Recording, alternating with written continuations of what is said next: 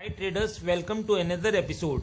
इस वीडियो में हम आपको स्मार्ट मनी ट्रेडिंग में डेली बायस के कॉन्सेप्ट को आसान तरीके से समझाने जा रहे हैं। डेली बायस को समझने से आपको बेहतर एंट्री सेटअप्स और मार्केट की ओवरऑल कंडीशंस के बारे में क्लियर व्यू मिलता है, जिससे आपका विन रेट बढ़ जाता है।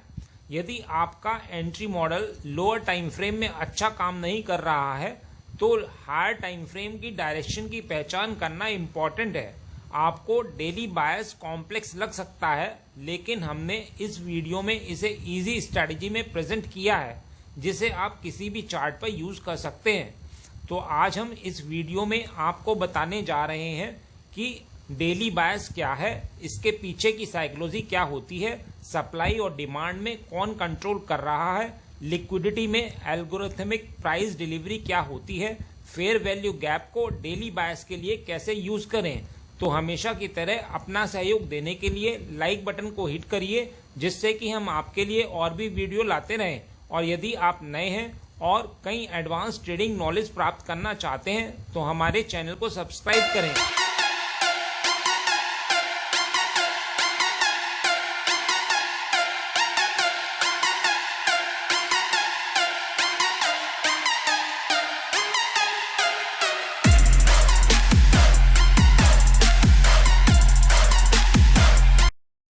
बढ़ने से पहले मैं आपसे पूछूंगा एक क्वेश्चन, जिसका आंसर आप सब लोग करोगे कमेंट सेक्शन में। क्वेश्चन ये है, वीएसए में अल्ट्रा हाई वॉल्यूम क्या होता है? तो ये हैं आपके ऑप्शंस। ए, यह करंट सेशन में सबसे हाईएस्ट वॉल्यूम होता है, या फिर बी, यह करंट सेशन में सबसे लोएस्ट वॉल्यूम होता है। कमेंट सेक्शन में करिए उत्तर। जो लोग सही आंसर करेंगे, कोशिश करूंगा कि उनके कमेंट को हार्ट दे दूं, ताकि बाकी लोग समझ पाएं कि सही उत्तर क्या है। तो ट्रेडर्स, सवाल ये है कि स्मार्ट मनी कॉन्सेप्ट में डेली बायस क्या होता है। डेली बायस आने वाले दिनों के मार्केट की डायरेक्शन और सेंटीमेंट को प्रेडिक्ट करता है। यह एक एनालिसिस है जिसे हम मार्केट की कंडीशंस को अच्छे तरीके से समझने के लिए हायर टाइम फ्रेम जैसे वीकली, डेली और 4 आवर के चार्ट पर करते हैं, जो हमें एंट्री टाइम फ्रेम यानी लोअर टाइम फ्रेम पर दिखाई नहीं देते हैं। देखिए, डेली बायस स्ट्रेटजीज बिना किसी के गाइडेंस के बहुत ही कॉम्प्लिकेटेड है, इसलिए इस वीडियो में हमारा पर्पस है कि इसे आपको स्टेप बाय स्टेप एक इजी एप्लीकेबल अप्रोच के साथ समझाएं। लेकिन इससे पहले हमें यह जानना जरूरी है कि हमें डेली बायस को डिटरमाइन करने की आवश्यकता क्यों है और इसके पीछे की साइकोलॉजी क्या है। तो इसका पहला रीजन है, हायर टाइम फ्रेम लेवल्स ज्यादा इंपॉर्टेंट होते हैं। हायर टाइम फ्रेम की लेवल्स पर एक छोटी सी रिएक्शन लोअर टाइम फ्रेम पर एक सिग्निफिकेंट ट्रेंड चेंज कर सकती है। इसीलिए कोई भी ट्रेड लेते समय हमें यह जांच करना चाहिए कि हमारे पास हायर टाइम फ्रेम के सप्लाई या डिमांड एरिया में कितनी जगह है। इससे हमें यह समझने में मदद मिलती है कि हम अपने टारगेट और स्टॉप लॉसेस को कहां सेट करें और कैसे लूजिंग ट्रेड से बचें। अब इस बैंक निफ्टी 1 आवर चार्ट पर मार्केट डाउन ट्रेंड में है। यहाँ प्राइस एक नया लोअर लो बनाने में फेल रहा और इस लेवल को 2 बार रिजेक्ट कर दिया गया और मार्केट रिवर्स हो गया। अब यदि डेली टाइम फ्रेम पर जूम आउट करें तो हम देख सकते हैं कि यह एक स्ट्रॉन्ग सपोर्ट एरिया है। इसलिए 1 आवर चार्ट पर हैवी बियरिश मोमेंटम के बावजूद भी हमें एक टेम्पररी रिवर्सल देखने को मिला। एक बात का ध्यान रखिएगा कि हायर टाइम फ्रेम लेवल्स अधिक इंपॉर्टेंट है, क्योंकि वे इस बात का स्ट्रॉन्ग इंडिकेशन देते हैं कि कहां मेजर प्राइस लेवल्स स्थित हैं और कहां मार्केट अपने लॉन्गर टर्म ट्रेंड के कारण रिएक्ट कर सकती है। डेली बायस को आइडेंटिफाई करने का दूसरा रीजन सक्सेस रेट को इंक्रीज करना है। एक बात का ध्यान रखिएगा कि बेस्ट ट्रेडिंग सेटअप्स तब होता है जब हायर टाइम फ्रेम और लोअर टाइम फ्रेम अलाइन होते हैं। मान लीजिए कि लोअर टाइम फ्रेम में हम देखते हैं कि मार्केट प्रीवियस मार्केट स्ट्रक्चर को तोड़ने में सक्षम है। इस सिनेरियो में यदि प्राइस ऑर्डर ब्लॉक जोन में वापस आता है तो यह लॉन्ग पोजीशन में एंटर करने की अपॉर्चुनिटी देगा। स्टॉप लॉस को स्विंग लो के नीचे सेट करना चाहिए और टारगेट प्राइस के सामने अगला मार्केट स्ट्रक्चर लेवल रहेगा। अब यदि lower time frame analysis higher time frame से अलाइन हो तो क्या होगा। मान लीजिए लोअर टाइम फ्रेम का up trend higher time frame पर बुलिश मूवमेंट का पार्ट है। यह एक परफेक्ट ट्रेड हो सकती है क्योंकि हमने हायर टाइम फ्रेम लेवल और डायरेक्शनल बायस को लोअर टाइम फ्रेम के एंट्री सेटअप के साथ कंबाइन कर दिया है। डेली बायस और स्मार्ट मनी कॉन्सेप्ट के पीछे की साइकोलॉजी इंस्टीट्यूशनल ट्रेडर्स के बिहेवियर को ट्रैक करना है ताकि हम इस बायस के अकॉर्डिंग अपने एंट्री सेटअप्स की प्लानिंग कर सकें। अब तक आप फंडामेंटल समझ चुके होंगे। आइए अब मैं आपको दिखाता हूं कि स्मार्ट मनी कॉन्सेप्ट का यूज करके डेली बायस को कैसे डिटरमाइन करें। हम डेली बायस को आइडेंटिफाई करने में 3 मेजर कॉन्सेप्ट का यूज करते हैं: supply and demand, liquidity, fair value gap. हम मार्केट में नेक्स्ट मूव मालूम करने के लिए सभी इंफॉर्मेशन के कॉम्बिनेशन का उपयोग करने जा रहे हैं। पहले सप्लाई एंड डिमांड में जानते हैं कि कौन कंट्रोल में है। ट्रेडिंग में यह पहचानना इम्पोर्टेंट है कि कौन सी साइड कंट्रोल में है, क्योंकि यह आपको कई अननेसेसरी लॉसेस से बचने में मदद कर सकता है।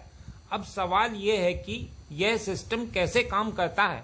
यह सिंपल मिटिगेशन प्रिंसिपल्स के आधार पर काम करता है। यदि प्राइस डिमांड जोन को मिटिगेट्स कर देता है तो डिमांड कंट्रोल ले लेती है, और यदि सप्लाई जोन को मिटिगेट करता है तो सप्लाई कंट्रोल ले लेती है। हम हमेशा मार्केट के कंट्रोलिंग साइड के साथ ट्रेड करना चाहते हैं। आइए समझते हैं कैसे। यहाँ हमारे पास बेयरिश इंपल्सिव और करेक्टिव मूवमेंट्स के साथ डाउन ट्रेंड है। हर बार जब मार्केट कोई स्ट्रक्चर ब्रेक करता है तो एक सप्लाई जोन बन जाता है। यह प्राइस के सामने लेटेस्ट सप्लाई जोन है, और जब तक प्राइस इसके नीचे ट्रेड करता है सप्लाई कंट्रोल में रहेगी। लेकिन यदि प्राइस इस एरिया को ब्रेक करता है और ऊपर क्लोज हो जाता है तो डिमांड कंट्रोल ले लेती है और एक डिमांड जोन बनता है। अब यदि बुलिश मूवमेंट जारी रहता है तो हम ऊपर की ओर स्ट्रक्चर ब्रेक होते हुए देखते हैं। प्रत्येक डिमांड जोन लॉन्ग ट्रेड की अपॉर्चुनिटी देता है क्योंकि हमारा बायस बुलिश का है। यह बुलिश बायस तब तक जारी रहता है जब तक प्राइस इस अनमिटिगेटेड सप्लाई एरिया को टैप नहीं कर देता। इस एरिया के टैप होने के बाद हम अब इस मार्केट को बुलिश नहीं मानते हैं, क्योंकि इसमें प्राइस के रिवर्स होने और टेम्परेरी करेक्शन होने की संभावना रहती है। यह बायर्स और सेलर्स के बीच की लड़ाई है। मार्केट डिमांड और सप्लाई के बीच कंसोलिडेशन फेज में एंटर कर सकता है जब तक कि एक साइड फिर से कंट्रोल हासिल नहीं कर लेता। अब यहाँ यदि मार्केट डिमांड जोन को तोड़कर नीचे की ओर आ जाता है तो यह दिखाता है कि सप्लाई ने कंट्रोल ले लिया है, और हम तब तक शॉर्ट एंट्री ले सकते हैं जब तक प्राइस अगले अनमिटिगेटेड डिमांड जोन तक नहीं पहुंच जाता। यह प्राइस के लिए एक टेम्परेरी रिवर्सल पॉइंट होगा। दूसरी ओर यदि प्राइस सप्लाई एरिया को ऊपर की ओर ब्रेक करता है तो यह दिखाता है कि डिमांड कंट्रोल में है, और हम कॉन्फिडेंस के साथ लॉन्ग एंट्रीज ले सकते हैं जब तक कि हम अनमिटिगेटेड सप्लाई एरिया तक नहीं पहुंच जाते। आइए इसे लाइव चार्ट पर समझते हैं कि कौन कंट्रोल में है। यहाँ हमारे पास लोअर लोज और हायर लोज की एक सीरीज है और सप्लाई जोन का एक एक्सट्रीम एरिया है। अब सवाल ये है कि सप्लाई एरिया इतना इम्पोर्टेंट क्यों है? क्योंकि इसने एक बियरिश इम्बैलेंस क्रिएट किया है और स्ट्रक्चर को भी ब्रेक किया है, इसलिए हमारा बायस बियरिश का है। और यदि प्राइस इस एरिया में लौटता है तो हम शॉर्ट एंट्रीज ले सकते हैं और हमारा पहला टारगेट यह लो रहेगा। यहाँ हम देख सकते हैं कि प्राइस नया लो बनाने में फेल रहा और इसने सप्लाई जोन को ऊपर की ओर ब्रेक कर दिया है, जो दिखाता है कि डिमांड ने कंट्रोल ले लिया है। अब हमारा बायस बुलिश का है और हम डिमांड लेवल्स पर लॉन्ग एंट्रीज ले सकते हैं जब तक कि प्राइस अनमिटिगेटेड सप्लाई एरिया तक नहीं पहुंच जाता। ध्यान देने वाली एक इम्पॉर्टेंट बात यह है कि जैसे जैसे आप लोअर टाइम फ्रेम्स में जूम करते हैं आपको हायर वॉलेटिलिटी के कारण कई फॉल्स प्राइस एक्शन सिग्नल्स का सामना करना पड़ता है। इसीलिए अपने एनालिसिस को मुख्य रूप से डेली और 4 आवर टाइम फ्रेम पर करना चाहिए। यही कारण है कि ट्रेडिंग प्राइस एक्शन सेटअप्स में 1 मिनट की तुलना में आर्ली टाइम फ्रेम पर अधिक विन रेट होती है, क्योंकि लोअर टाइम फ्रेम में अधिक नॉइज होती है। अब चार्ट पर डेली बायस डिटरमाइन करने के लिए लिक्विडिटी कॉन्सेप्ट एक हाई क्वालिटी मेथड है। आपने शायद सुना होगा कि लिक्विडिटी ही प्राइस को मूव करती है, लेकिन यह लिक्विडिटी कहां पर होती है? यह सिर्फ स्विंग हाइज या स्विंग लोज के ऊपर ही नहीं बल्कि हर एक प्राइस लेवल पर होती है। यहाँ हम स्टॉप लॉस लिक्विडिटी के बारे में बात कर रहे हैं। लिक्विडिटी वहां मौजूद होती है जहां स्टॉप लॉसेस होते हैं। लिक्विडिटी दो टाइप की होती है, बाय साइड और सेल साइड। हाई या ग्रुप ऑफ हाइज के ऊपर की लिक्विडिटी बाय साइड लिक्विडिटी होती है। लो या ग्रुप ऑफ लोज के नीचे की लिक्विडिटी सेल साइड लिक्विडिटी होती है। अब सवाल यह है कि मार्केट बायर्स को आइडेंटिफाई करने में कैसे मदद करती है। इस प्रश्न का उत्तर जानने के लिए आपको यह जानना होगा कि एल्गोरिथमिक प्राइस डिलीवरी कैसे काम करती है। यह बिग बैंक्स और इंस्टीट्यूशंस द्वारा किया गया एक इंजीनियर्ड मार्केट बिहेवियर होता है जो मार्केट को लिक्विडिटी जोन की तरफ फ्लैक्चुएट कराता है। प्राइस हमेशा लिक्विडिटी जोन से आता है या उसकी ओर बढ़ता है, मतलब लिक्विडिटी को ग्रैब करता है और लिक्विडिटी से टारगेट तक जाता है। जब प्राइस बाय साइड की लिक्विडिटी के करीब पहुंचता है तो बेयरिश ट्रेडर्स शॉर्ट करते हैं या वे अपनी पहले से ओपन शॉर्ट पोजीशंस को क्लोज करते हैं। दूसरी ओर यदि प्राइस इस लेवल को ब्रेक करता है तो ब्रेकआउट ट्रेडर्स लॉन्ग बनाते हैं। यह एनिमेटेड मूवमेंट जो कि लिक्विडिटी को ग्रैब करने के उद्देश्य से होता है को बाय साइड डिलीवरी कहा जाता है।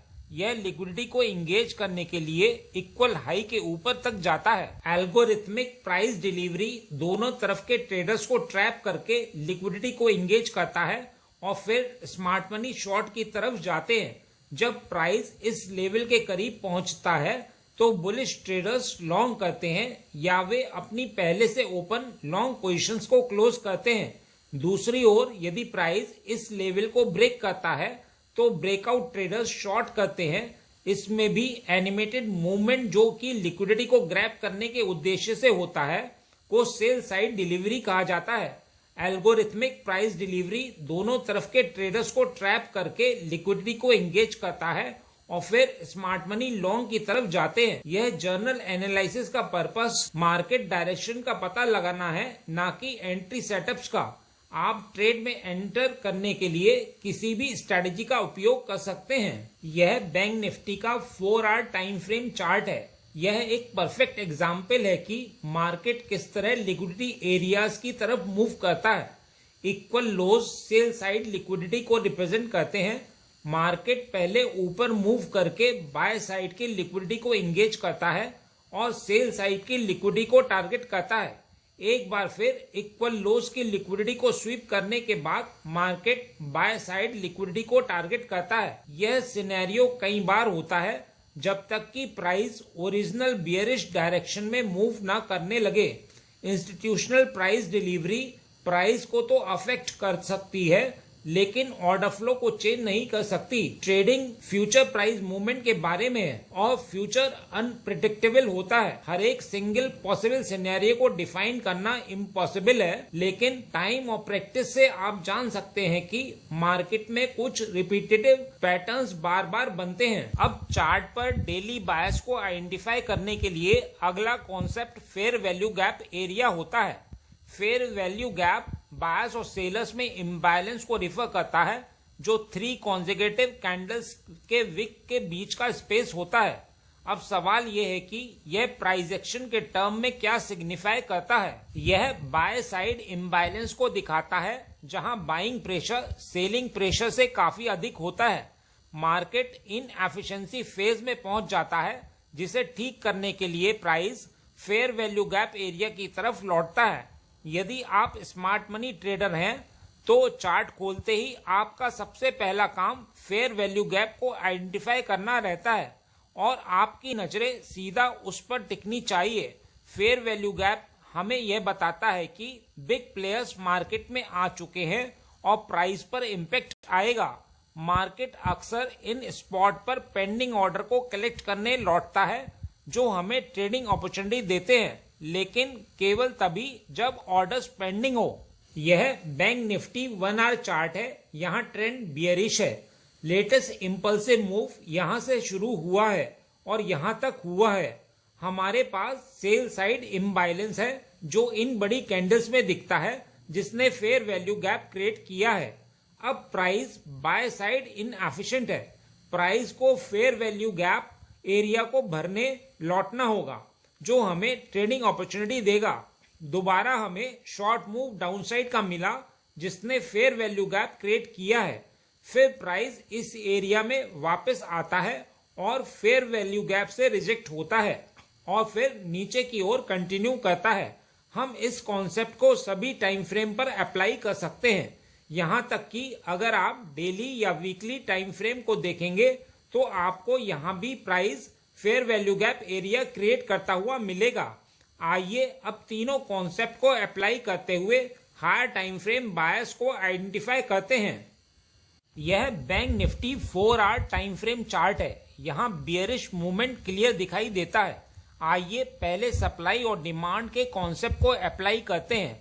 यह latest bearish break of structure है और यह अनमिटिगेटेड एरिया हमारा रिसेंट सप्लाई जोन है।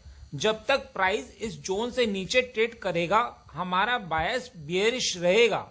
अगला सवाल है कि लिक्विडिटी कहाँ है। हम जानते हैं कि इस रेजिस्टेंस एरिया के ऊपर लिक्विडिटी होगी, इसलिए प्राइस के इस एरिया के ऊपर जाने से बाय साइड लिक्विडिटी इंगेज होगी, जो ये कंफर्म करेगा कि प्राइस नीचे की ओर कंटिन्यू कर सकता है। अब सवाल है कि क्या हमारे पास इस लेटेस्ट मूव में कोई इम्बैलेंस है, तो जवाब है बिल्कुल है। यहाँ हमारे पास एक फेयर वैल्यू गैप एरिया है और जिस पर यदि रिट्रेसमेंट टूल अप्लाई करें तो हम देख सकते हैं कि यह प्रीमियम जोन में है। प्रीमियम एरिया में फेयर वैल्यू गैप का होना एक परफेक्ट ट्रेडिंग अपॉर्चुनिटी देता है, इसलिए हम उम्मीद कर सकते हैं कि प्राइस इसे टैप करने के लिए फेयर वैल्यू गैप पर वापस आएगा और फिर हम लोअर टाइम फ्रेम पर शॉर्ट की पोजीशन रिवर्सल कंफर्मेशन के साथ ले सकते हैं। बस इतना ही इस वीडियो में। उम्मीद करता हूं इस वीडियो में दी गई जानकारी आपके लिए उपयोगी रही होगी। यदि हाँ तो लाइक बटन को हिट करिए और यदि आप नए हैं तो चैनल को सब्सक्राइब करिए। मिलते हैं नेक्स्ट एपिसोड में।